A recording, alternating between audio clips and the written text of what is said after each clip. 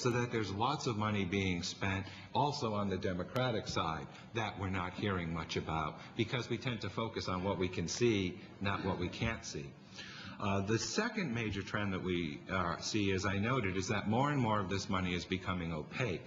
And in that regard, I think what struck me the most was that when the Supreme Court made their decisions, they upheld the principle of disclosure and argued that one of the safeguards you would have for this independent spending is that the sources of the funding and the amounts that's spent would be available to the public to exercise their scrutiny over.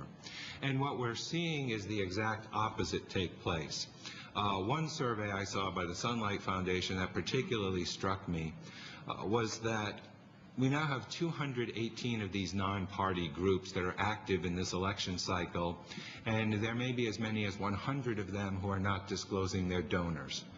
They're disclosing the amount they spend, but they're not disclosing where the money came from for the advertising that they're doing, so that in the past, monies that would have been disclosed aren't being disclosed as a matter of practice. And I think the implication is that you are going to see much less transparency and much more difficulty in exercising any kind of scrutiny over political spending in the future, because my expectation is that in the aftermath of this election, you're not going to see more stringent enforcement. What you'll probably see is the Federal Election Commission sanction the fact that these groups did not disclose their donors, therefore giving a green light to all of these groups in the next election cycle that here's the way you do it.